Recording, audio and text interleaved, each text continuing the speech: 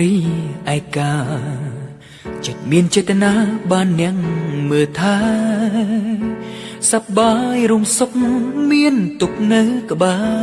រមិនប្រែកែសាវ៉ា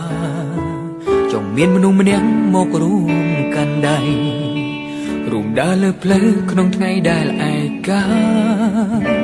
ពិសោធន៍សាបេងដូងក៏មិនថាសុំតែប្រាថ្នាពិត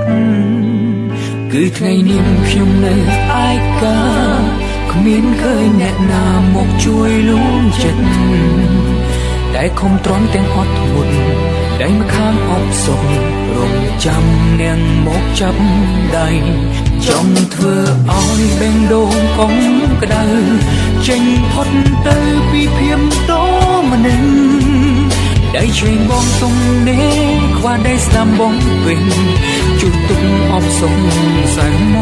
កមានមនុស្សម្នាក់ដែលត្រូវរងចាំរួមខែឆ្នាំក៏នៅចាំមើលផ្លូវពេលដែលទៅបានជួបដៃឆ្វេងរងចាំរាល់ថ្ងៃមេត្តាប្រណីចាំស្រីយល់ចិត្ត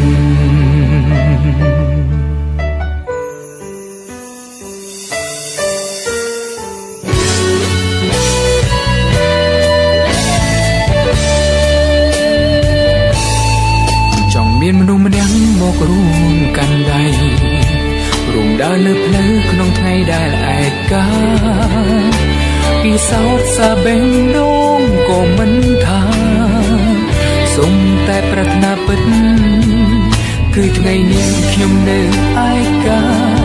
គ្មានឃើញអ្នកណាមកជួយលួងចិត្តតែខំទ្រាំទាំងអត់ធ្មត់ដែលមកខាងអបសុខរងចាំនាងមកចាប់ដៃចង់ធ្វើឲ្យបេងដូងកុំក្តៅចេញផុតទៅពីភាពតម្នឹងដៃឆ្វេងបងទុំនេះខ្វះដៃស្ដាំបងវិញជួយទុកអបសុខសែនមកមានមនុស្សម្នាក់ដែលត្រូវរងចាំរាប់ខែឆ្នាំក៏នៅចាំមើលផ្លូវពេលណាទៅបានជួបដៃឆ្វេងរងចាំរាល់ថ្ងៃមេត្តាប្រណីចាំស្រីយល់ចិត្ត